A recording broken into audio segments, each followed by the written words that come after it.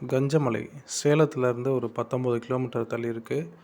இளம் பஸ், அதாவது இளம்பிள்ளைக்கு போகிற டவுன் பஸ் எல்லாமே இந்த சித்தேஸ்வரர் கோயில் வழியாக தான் கஞ்சமலைக்கு போகும்.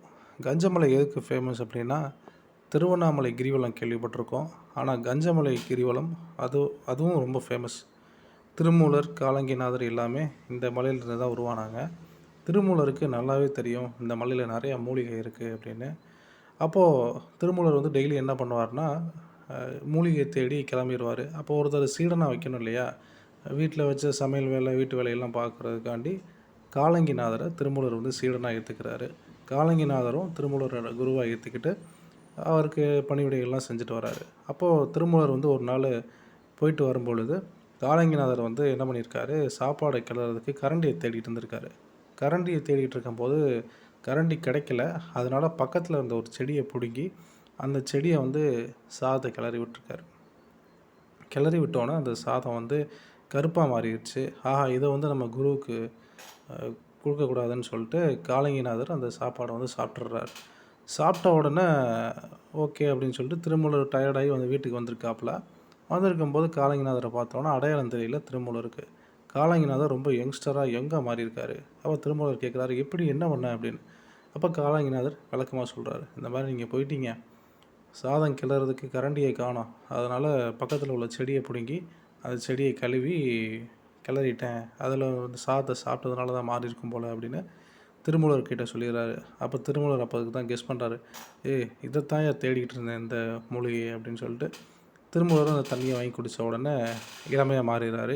மாறினதுக்கப்புறம் திருமூலர் வந்து காலங்கிநாதர்கிட்ட இருந்து சொல்கிறாரு, சரி நான் கிளம்புறேன், என்னுடைய வேலை முடிஞ்சிருச்சு அப்படின்னு சொல்லிட்டு. காலங்கிநாதரும் கூடவே வரேன்னு சொல்லிட்டு திருமூலர்கிட்ட சொல்லியிருக்காரு. ஆனால் திருமூலர் வந்து இல்லை, நீ இங்கேருந்து மக்களுக்கு சேவை செய்யின்னு சொல்லிட்டு திருமூலர் சொல்லிட்டு போயிடுறாரு. காலங்கிநாதர் வந்து அங்கே உள்ள இந்த மூலிகை செடிகளை வச்சு மக்களை குணப்படுத்துறது, நோய்களை குணப்படுத்தவும் காலங்கிநாதரை சித்தராகவே வந்து மக்கள் பார்க்க ஆரம்பிச்சிட்டாங்க. சொல்லப்போனால் போகர் வந்து நவபாசன சிலை செஞ்சுருக்கார் இல்லையா பழனியில், போகருக்கு வந்து குருவாக இருந்திருக்காரு காலங்கிநாதர். அப்போது இந்த மலை வந்து உருவானதுக்கு இன்னொரு வரலாறுன்னு சொல்கிறாங்க. 8000 வருஷத்துக்கு முன்னாடி, இப்போ ஆஞ்சநேயர் வந்து சஞ்சீவி மலையை பேர்த்து எடுத்துகிட்டு போகும்போது ஒரு துண்டு வந்து விழுந்தது தான் அந்த கஞ்சமலை அப்படின்னு சொல்லிக்கிட்டு மக்கள்லாம் வந்து சொல்கிறாங்க. கிரிவலம், அதாவது திருவண்ணாமலைக்கு கிரிவலம் போகிறவங்க கண்டிப்பாக கஞ்சமலைக்கும் போய் கிரிவலம் போங்க. சாயங்காலம் ஒரு 7:30 மணிக்கு ஏற ஆரம்பிச்சிங்க அப்படின்னா காலையில் 5 மணிக்கு போகலாம். 19 கிலோமீட்டர், இது கொஞ்சம் டிஸ்டன்ஸ் அதிகம். ஸோ திருவண்ணாமலைக்கு கிரிவலம் போகிறவங்க கண்டிப்பாக அதையும் போங்க. அங்கே உள்ள மூலிகை செடிகளை வந்து சுவாசிக்கிறதே அவ்வளோ நல்லது, நோய்கள்லாம் தீரும். அங்கே உள்ள தீர்த்தங்களில் குளிக்கிறது ரொம்ப விசேஷம். அதாவது அந்த மூலிகை மலையிலேருந்து வர அந்த மூலிகை செடிகள் மூலியமாக வர தண்ணி வந்து இந்த மூலிகையில் பட்டு வர்றதுனால அந்த தீர்த்தங்கள் வந்து விழுகுமா.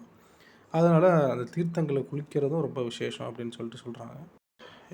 சிதம்பரம் நடராஜர் கோயிலில் வந்து பராந்தக சோழன் வந்து இந்த பொன்னி ஓடைன்னு இங்கே ஒரு ஓடை இருக்குதான், அந்த ஓடையிலேருந்து பொண்ணெல்லாம் எடுத்து கூரை வெஞ்சதாகவும் சொல்லப்படுது. அதே மாதிரி அதியமான் வந்து ஔவைக்கு நெல்லிக்கனி கொடுத்தாரு பாருங்கள், அதுவும் இந்த மலையிலேருந்து தான் பறித்து கொடுத்ததா வரலாறு இருக்குது, அதாவது கதைகள் இருக்குது. ஸோ இதில் நான் ஏதாவது மிஸ் பண்ணியிருந்தா கமெண்ட் பண்ணுங்கள். நானும் எக்ஸ்ப்ளோர் பண்ணணும்னு ஆசையாக இருக்குது. டைம் கிடைக்கும்போது கஞ்சமலை ஒரு போயிட்டு வந்துடலாம்.